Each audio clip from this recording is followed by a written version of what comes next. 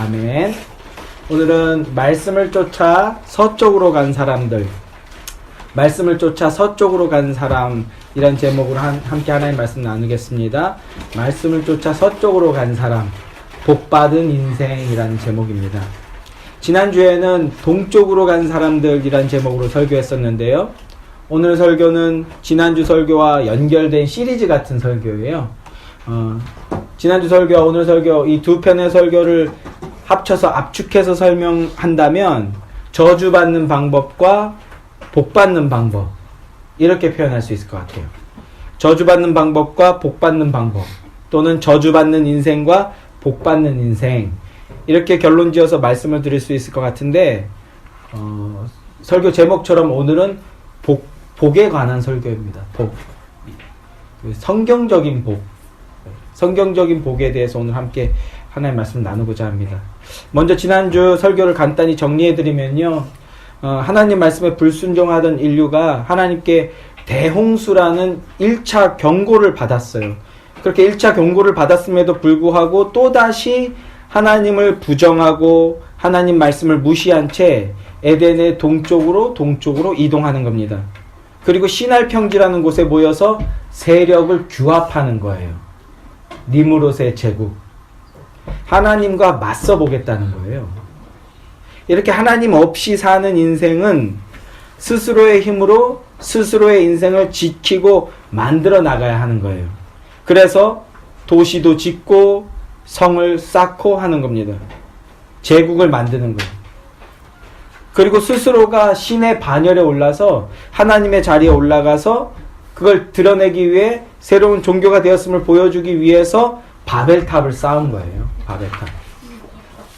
그러나 하나님은 이걸 모른 척 가만두시지 않았죠. 이게 은혜인데 사실은 가만두시지 않고 친히 내려오셔서 그들의 언어를 혼잡하게 만들어 버리셨어요.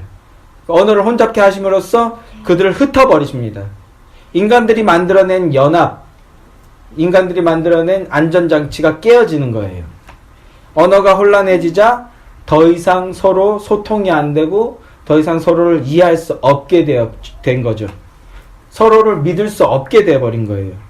이렇게 서로 온전히 믿을 수 없게 되자 이제 철저하게 이해관계에 따라서 모이는 이합집산이 되어버리는 거예요. 그렇게 불안한 동거, 불안한 연합이 때에 따라서 조성되는 겁니다. 세상은 혼돈에 빠지고요. 그 혼돈 속에서 안전하게 자신을 지키고 복을 얻기 위해서는 쟁취하고 투쟁하고 싸우고 이런 상태가 되게 된 거예요. 그게 세상이죠. 남자는요, 살아남기 위해서 힘이 세야 해요. 그게 가장 피부에 강렬하게 와닿는 게 이제 중학생 때죠. 중학생 때. 그러지 않아요? 공부 잘하고 힘세면 이제 왕이지. 힘이 세야 돼요. 살아남기 위해서는. 또 좀 나이가 들수록 이제 재산도 많아야 되고요. 인맥도 많아야 돼요. 우리 대한민국은 이게 아주 극명하게 드러나 있죠. 바벨론, 니무롯의 제국처럼. 여자는요, 예뻐야 돼요. 그리고 여자는요, 예뻐야 돼요. 그리고 여자는 엄청 예뻐야 돼요. 이 반대급부로 나타나는 게 이제 페미니즘 아닙니까? 이 바벨탑은 무너졌어요. 사람들은 이리저리 흩어졌지만 저마다 자기를 지키고 자기의 자기의 복을 쟁취하기 위해서 분쟁하고 싸워야 하는 세상이 된 겁니다. 성령은 그런 세상과 인간들을 성경은 그런 인간과 세상들을 아주 명확하게 설명합니다. 로마서 1장 21절부터 25절 말씀인데요. 제가 읽어드릴게요. 하나님을 알되 하나님을 영화롭게도 아니하며 감사하지도 아니하고 오히려 그 생각이 허망하여지며 미련한 마음이 어두워졌나니 스스로 지혜가 있다 하나 어리석게 되어 썩어지지 아니하는 하나님의 영광을 썩어질 사람과 새와 짐승과 기어다니는 동물의 모양 우상으로 바꾸었느니라. 그러므로 하나님께서 그들을 마음의 정욕대로 더러움에 내버려 두사 그들의 몸을 서로 욕되게 하게 하셨으니 이는 그들이 하나님의 진리를 거짓 것으로 바꾸어 피조물을 조물주보다 더 경배하고 섬김이라. 주는 곧 영원히 찬송하실 이시로다. 아멘. 이렇게 말씀하고 있어요. 바울은 이 바벨론과 같은 세상, 니무롯의 제국 같은 세상을 하나님을 불신하고 불순종하며 스스로 왕이 되고 하나님이 되기 위해서 세상을 추종하고 세상적 가치를 추종하는 이런 자들을 우상숭배자 이렇게 표현하고 있는 거예요. 우상숭배. 불신자들을 우상숭배자, 세상 사람들을 우상숭배자로 표현하고 있는 겁니다. 이것이 하나님 없이 사는 인생의 실체예요. 이 1장 21절부터 25절 안에 고스란히 극명하게 다 드러나 있죠. 이런 혼란과 배도, 배교의 상황에서 하나님은 그 속에서 한 사람을 불러내시는 거죠. 이게 재밌어요. 따로 어떤 장소의 특별한 장소가 아니라 그 혼돈과 혼란, 그 니무롯의 제국과 같은 그 세상 속에서 찾아가서 한 사람을 불러서 끄집어내 주시는 거예요. 그게 누굽니까? 바로 오늘 본문의 아브라함이에요. 아브라함. 하나님께서 찾아가서 불러내 주시는 거예요. 영혼을 건지시고 구원하시고 복 주시는데 어떻게 하시느냐? 그리로 찾아가서 그 안에서 불러내 주셔서 끄집어내 주시는 거예요. 이게 하나님의 방식이에요. 그래서 11장과 12장이 극명한 대조를 통해서 보여주고 있는 거예요. 그런데 아브라함은 어떤 사람입니까? 우리가 믿음의 조상이라고 하는데 이제 결론적으로 우리가 그렇게 고백하게 되겠지만 아브라함은요, 구원받기에 합당한 사람, 구원받아 마땅한 삶을 살거나 성품을 가진 사람, 그런 존재가 아니에요. 아브라함은 어떤 사람입니까? 여호수아서 24장 2절 말씀을 한번 같이 읽어볼게요. 여호수아서 24장 2절 말씀입니다. 창세기, 출애굽기, 레위기, 민수기, 신명기, 여호수아예요. 여호수아 24장 2절 말씀.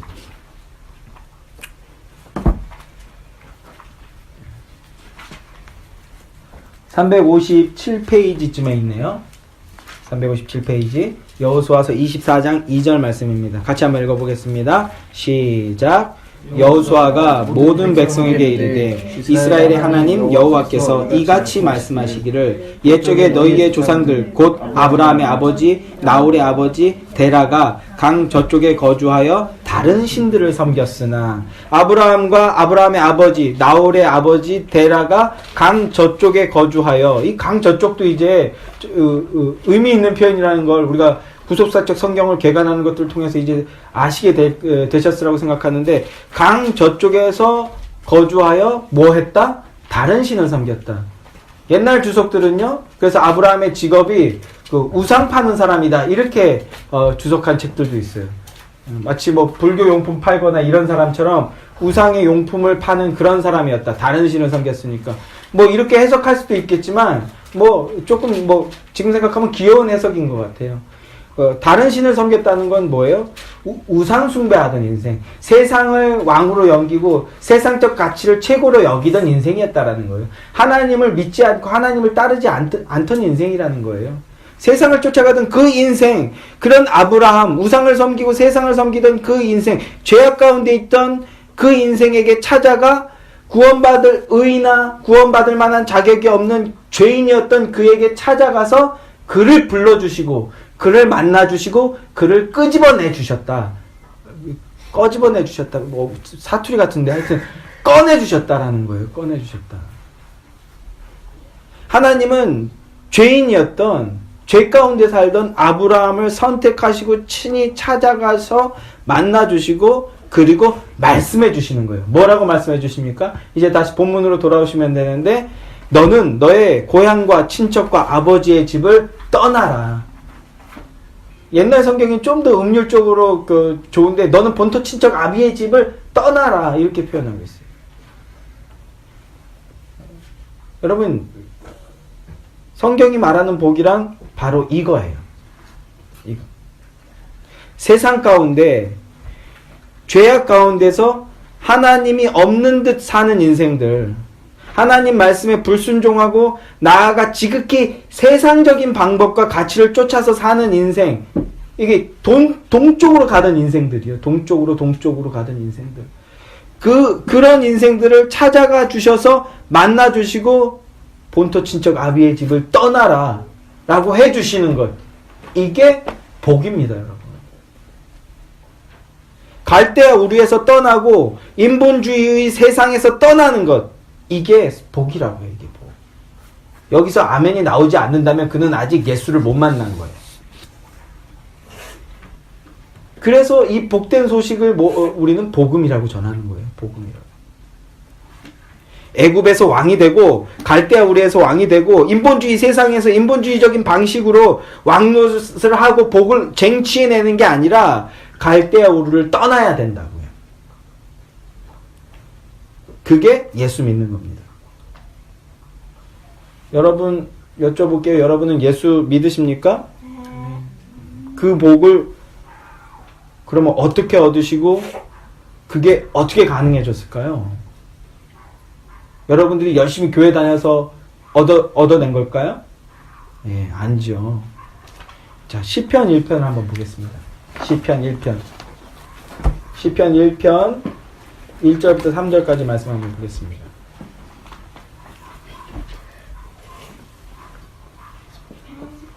네. 구약성경 805페이지쯤에 있어요. 시편 1편 1절부터 3절 말씀 함께 합독하겠습니다. 시작. 복 있는 사람은 악인들의 꾀를 따르지 아니하며 죄인들의 길에 서지 아니하며 오만한 자들의 자리에 앉지 아니하고 오직 여호와의 율법을 즐거워하여 그의 율법을 주야로 묵상하는도다. 그는 시냇가에 심은 나무가 철을 따라 열매를 맺으며 그 잎사귀가 마르지 아니함 같으니 그가 하는 모든 일이 다 형통하리로다. 이렇게 말하고 있어요. 자, 복 있는 사람은 이라고 이렇게 시작하는데 시편 1편은 여기서 이 그 복은요 원어로 아슈레라는 단어예요. 바라크가 아니라 아슈레예요. 아슈레. 아슈레라는 말은요 어떤 표현이냐면 복이 있다 이렇게 선언하는 그런 표현이에요. 복이 있다. 아슈레 하면 그러니까 조금 더 의역하면요 참 좋겠습니다. 아주 끝내줍니다. 요즘 표현으로 하면 이렇게 표현할 수 있을 것 같아요. 대박 뭐 이렇게 표현할 수 있어요. 헐 완전 대박 님 짱 막 이렇게 아쉬래예요. 아쉬래 막 감탄사처럼 선언하는 거예요. 복이 있다 이렇게 해요. 복이 있다. 그럼 복을 받는 사람은 어떤 사람일까요? 시편 1편은 이제 아주 그거를 구체적이고 적나라하게 그리고 복받지 못하는 사람을 구체적이고 적나라하게 말씀하고 있지만 오늘은 3절 말씀만 제가 한번 해설해 드리려고 해요. 3절 말씀을 다시 한번 보세요. 3절. 그는 시냇가에 심은 나무가 철을 따라 열매를 맺으며 이렇게 얘기하고 있습니다. 시냇가에 심은 나무. 시냇가에 심은 나무라는 표현 우리가 너무 많이 아는 표현이잖아요. 사실 이 해설은 그 이병용 그 목사님의 시편을 산다 그 책에 나와 있는 해설을 제가 인용하는 건데 여기서 먼저 이 시냇가의 나무, 시심 뭐 이런 말들도 많이 사용하고 하는데 너무너무 좋은 표현 아닙니까? 시냇가에 심은 나무 그러니까 풍성한 물가 옆에 심겨진 나무라는 표현이잖아요.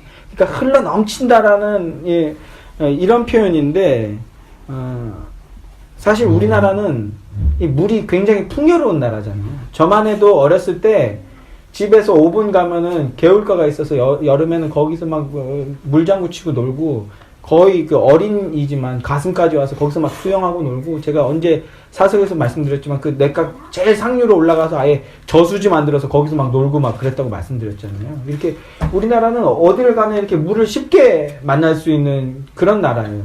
그래서 여기서 말하는 이 이미지를 아주 고스란히 받아들이기는 좀 이 팔레스타인 지역의 그 물가라는 이미지를 고스란히 받아들이기에는 우리는 좀 무리가 있는데 이 시냇가라는 이 단어는요 펠렉이라는 단어예요. 펠렉. 이게 어떤 의미냐 하면 황량하고 메마른 땅 물이 없어서 버쩍버쩍 막 갈라진 땅이에요. 그런 메마른 땅에 누군가가 인공적으로 호숫가를 만드는 거예요. 인공적으로 물길을 내어놓는 것 그런 걸 말하는 거예요. 펠렉이라는 단어는. 물이 없어서 뻐쩍뻐쩍 말라 있는데 거기에 누군가가 물기를 내서 거기다 물을 채워 넣는 인공적인 호수. 예. 그리고 이 심은 나무, 시내가에 심은 나무라는 건요, 샤툴 에츠라는 단어인데, 이 샤툴 에츠는요, 야생에서 막 자라고 있는 그런 나무가 아니라, 대충 어느 나무가 아니라, 옮겨 심은 나무를 의미해요. 옮겨 심은 나무. 척박한 곳에 있던 나무, 언제 말라 죽을지 모르는 나무, 그런 나무를 뿌리째 뽑아서 옮겨 심어 놓은 것, 그걸 의미하는 거예요. 그게 시냇가에 심은 나무라는 식기가 가지고 있는 이미지예요. 메마른 땅에 물을 집어넣고, 그래서 공급할 수 있는 어떤 곳을 만들어 놓고, 그리고 황량한 곳에서 말라 죽어가고 있던 그 나무를 뿌리째 뽑아가지고 그 물가 옆에다가 심어 놓는 것. 그럼으로써 날마다 물의 공급을 풍성하게 받을 수 있게 하는 것. 이게 아쉬레라고요. 이게 아쉬레. 그게 복이 있다. 여러분이 그 복을 받은 거라고. 구원이라는 복. 인간이라는 존재는요, 죽을 것 같이 고통스러운 상황에서도 조금만 숨통이 트이면요, 그걸로 위안을 삼는 존재예요. 인생을 살아보신 분들은 이 말을 이해하실 거예요. 죽을 것 같아서 그냥 완전히 다운이 될 것 같아도 조금만 숨 돌릴 여유가 있으면요, 하나님을 외면하고 인생을 붙드는 게 인간이라고요. 인간은요, 변화를 싫어해요. 안주하기를 좋아해요. 모험을 두려워하는 존재예요. 이런 존재가 복음을 따르는 삶을 산다고요? 말도 안 되는 거예요. 본성 그대로 냅두면요, 우리는 절대로 말씀을 따르는 삶을 살지 않는 존재예요. 오히려 하나님 믿는다, 예수님 믿는다 하면서도 세상적 가치를 추구하는 인생이에요, 우리는. 그런데 그렇게 세상 한가운데에서 예수의 이름을 빙자하면서 세상 사람처럼 사는 우리를 뽑아서 옮겨버리는 거예요. 그게 복이라고. 그게 복. 여러분이 예수를 믿는다면 그 복을 받으신 거예요. 광야 한가운데에서 언제 말라 죽을지 모르는데, 근데 숨 좀 쉴만하다 하면 안주해버리는 그런 본성을 지닌 우리를 뽑아서, 가만 놔두시지 않고 뽑아서 영원히 목마르지 아니할 곳으로 옮겨 심어 버리시는 게 하나님이시라고요. 그게 아쉬래요. 아쉬래. 여러분이 예수를 믿고 예수를 믿는다라고 고백하신다면 복 받은 거라고요. 여러분은 어떻게 여기까지 오시게 되셨습니까? 개척교회 중에서도요, 가장 상흑수저 교회예요. 그죠? 가장 척박한 개척교회에 어떻게 오시게 되셨습니까? 목사가 잘생겨 보여서? 할렐루야죠. 예, 저라면 이제 사망의 길로 가는 겁니다. 예. 아니면 점심이 맛있어서? 어떻게, No. 맛없어요? 본문 12장 4절 말씀 한번 보세요. 다시 본문으로 돌아가서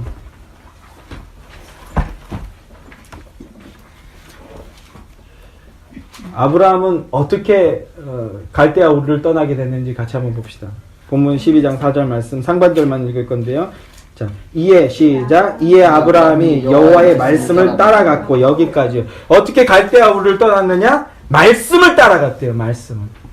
하나님의 말씀을 쫓아갔대요. 교회당이 그럴싸해 보여서 옮겨가는 게 아니라, 시스템이 잘 갖춰져 있어서 간 게 아니라, 목사가 잘생기고 설교 너무 잘해서 좋아서 쫓아간 게 아니라, 친구가 많아서 재미있어서 가는 게 아니라, 찬양팀의 찬양이 은혜로워서 가는 게 아니라, 바른 복음이 선포되고 있어서 움직이게 되신 거라면, 여러분이 그래서 예수의 교회라는 곳을 오시게 된 거라면 아쉬레라고요. 아쉬레. 아쉬레가 뭐예요? 복이 있다. 대박이라고요. 이 설교 중에 딴짓 하지 마세요. 잘 들으세요. 알겠죠? 아멘? 네. 다시 한번요. 인간은요, 완전히 죽을 정도의 상황에서 완전히 멸망하고 완전히 파산되는 상황이 아니면 조금의 희미한 희망만 있어 보여도요, 버티는 존재예요, 인간은. 헛된 소망을 품는 거죠. 그런데 그런 인간이 복음 때문에, 말씀 때문에 움직였다. 그게 복받음. 그건 분명히 하나님이 뿌리채 뽑아서 옮겨주신 것이고, 그걸 본문 12장도 복이라고 말씀하고 있어요. 시냇가에 심기운 나무는요, 영원히 마르지 않는 물의 공급으로 풍성한 복을 누리게 되는 걸 말하죠. 여러분, 하나님이 주시는 은혜의 말씀으로 더욱더 풍성함과 은혜를 누리시게 되는 아슈레의 인생들이 되시기를 소망합니다. 하나님은 복을 주시면서 약속을 해주세요. 이제 본문을 제가 간단하게 이제 정리해 드리려고 하는데, 2절, 3절 말씀을 같이 한번 읽어보세요. 다 함께 2절, 3절 시작. 내가 너로 큰 민족을 이루고 내게 복을 주어 내 이름을 창대하게 하리니 너는 복이 될지라. 너를 축복하는 자에게는 내가 복을 내리고 너를 저주하는 자에게는 내가 저주하리니 땅의 모든 족속이 너로 말미암아 복을 얻을 것이라 하신지라. 이렇게 말씀하죠. 하나님께서 아브라함을 죄악된 세상 가운데에서 건져내어서 옮겨주시는데 그냥 옮겨주시지 않고요, 약속을 해주세요. 복을 주시겠다고. 그냥 아슈레에서만 끝나는 게 아니라 구체적인 것을 주세요. 우리 하나님은요, 막연한 분이 아니시거든요. 여러분들이 복음을 따라 움직이게 되었다면 하나님은 좀 더 분명한 것들을 내어주시는 분이신데, 무엇을 약속합니까? 지금 읽진 않았지만 1절 하반줄에 보면요, 내가 내게 보여줄 땅으로 가라. 네, 땅을 주겠다라는 거예요. 땅을. 그 다음에 또 2절에 보면요, 뭐라고 합니까? 내가 너로 큰 민족을 이루고 내게 복을 주고 내 이름을 창대하게 하겠다. 네. 이름을 높여주겠대요. 땅을 주고 이름을 높여주겠다. 이렇게 얘기하는 거예요. 바벨탑을 건설하던 사람들은요, 어떤 사람들이었습니까? 자신들의 이름을 내고 자신들의 이름을 높이기 위해서 애썼던 인생들이에요. 언젠가도 말씀드렸죠. 입신양명. 이름을 드높이려고 살았던 인생들이에요. 그런데 하나님은요, 우리에게 약속해 주십니다. 나를 믿고 따라온다면 내가 네 이름을 높여주겠다. 아멘이신가요? 이건 믿고 사는 거예요, 우리는요. 내가 네 이름을 영원히 찬송받게 하겠다. 더 중요한 건 내가 네 이름을 생명록에 기록하겠다. 이렇게 말씀하신다. 지난주에도 살펴봤지만 아브라함의 조카 롯이 소돔과 고모라라는 이제 땅을 선택할 때 롯은 눈에 보이는 대로 보암직한 대로 소돔과 고모라를 선택했잖아요.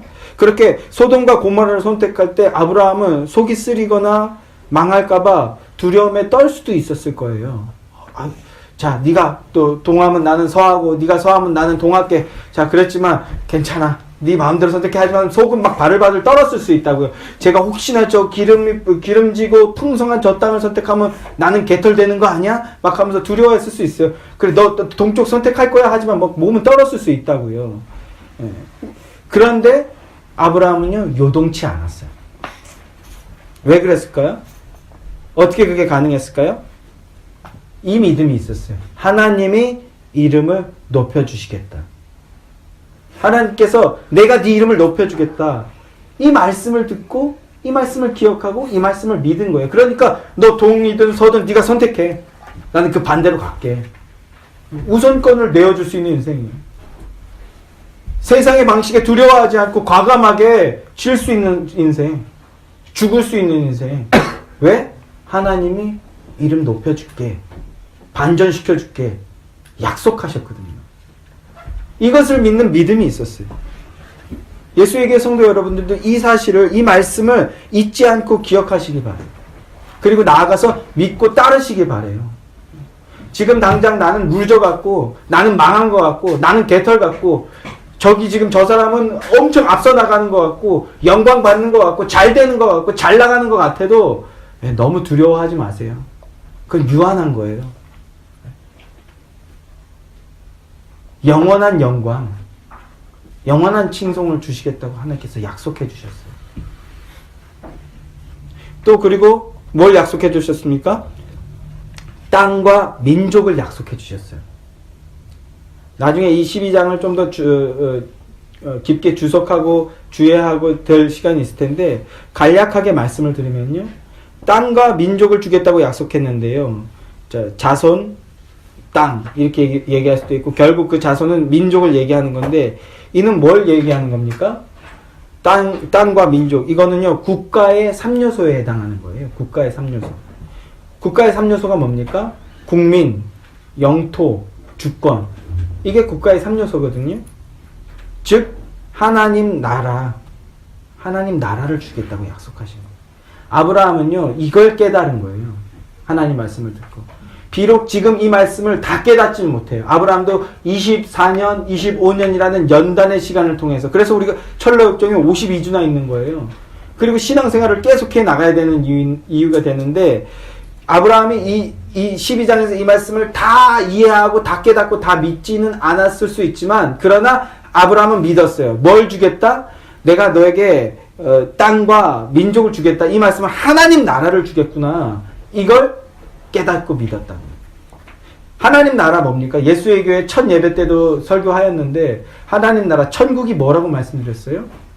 죽은 다음에 가게 되는 어떤 곳이 아니라 바로 지금 하나님이 나의 주인이시라면 하나님이 통치하시고 하나님이 기쁨으로 통치하시고 다스리시는 하나님이 주권을 드러내는 나라 그걸 내게 유업으로 주겠다. 이 말씀을 하신 거예요. 아브라함은 그 말씀을 믿은 거예요. 가나안 땅, 적과 꿀을 흐르는 이 가나안 땅은 영원한 천성의 땅을 예표하는 그림자예요. 아직도 백투더 예루살렘이라고 실제로 그 가나안을 생각하는 사람들이 있는데 예루살렘을 생각하는 성경을 아직도 비닐이 벗겨지지 않은 거예요. 수건을 벗지 못한 거예요.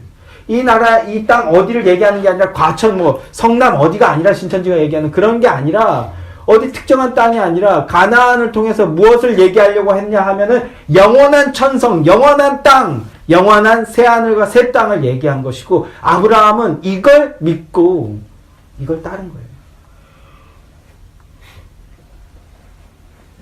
이 세상적 복, 육신적 복이 아니라 영원한 하늘의 복을 약속하신 거라고.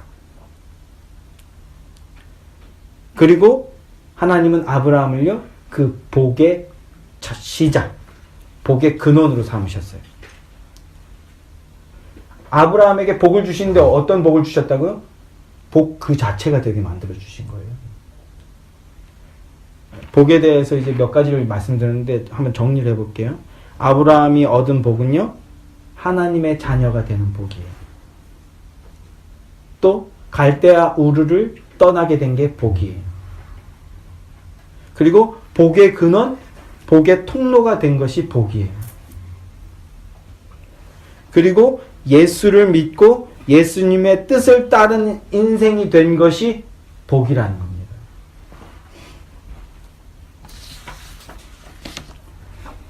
성경은요, 하나님을 따르지 않고 복받지 못한 인생들이 가는 방향을 동쪽이라고 표현했어요. 동쪽. 그리고 하나님의 복을 받은 인생을, 그리고 복을 받은 인생이 가는 방향을 서쪽으로 표현하고 있어요. 여러분은 지금 어느 방향으로 가고 계십니까?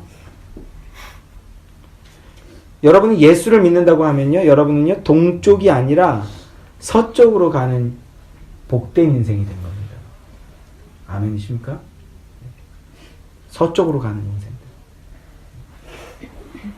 문제는요, 우리가 자꾸 서쪽으로 가다가 다시 뒤를 돌아보고 돌이키려고 막 동쪽으로 가는 걸 서쪽으로 돌이켜야 되는데 서쪽으로 이렇게 밀려가고 있는데도 자꾸 쟁기를 놓고 뒤를 돌아보는 거죠. 롯의 아내처럼. 그럼에도 하나님이요, 끄집어낸 인생은, 옮겨 심어버린 인생은 절대로 놓치지 않으세요.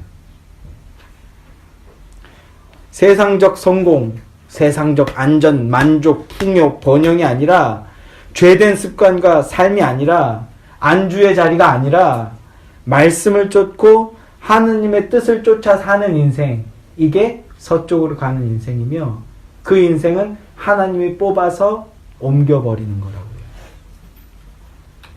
이게 복입니다.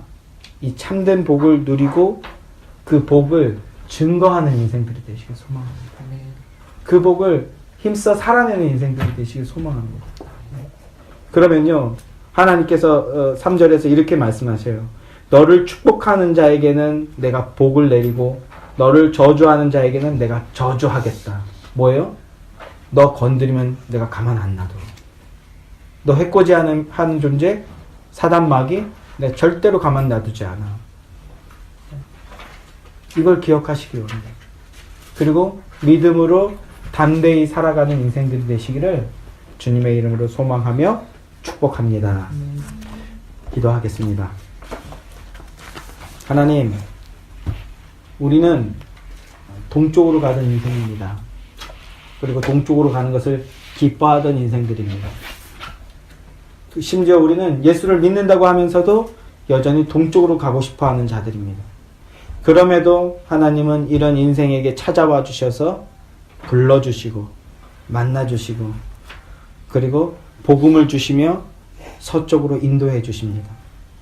이 시간 예배하는 예수에게 모든 성도들 그 인생을 주님의 이름으로 축복하오니 동쪽으로 가는 인생이 아니라 서쪽으로 가는 인생, 하나님을 찬양하고 하나님을 예배하고 하나님의 뜻을 쫓고 말씀대로 사는 것을 기뻐하는 인생들이 되어서 하나님의 영광을 드러내는 귀하고 복된 인생들이 되는 그 은혜, 그 복이, 그 아슈레가 넘치는 인생들이 더욱 충만케 하여 주시옵소서. 예수 그리스도의 이름으로 기도합니다. 아멘.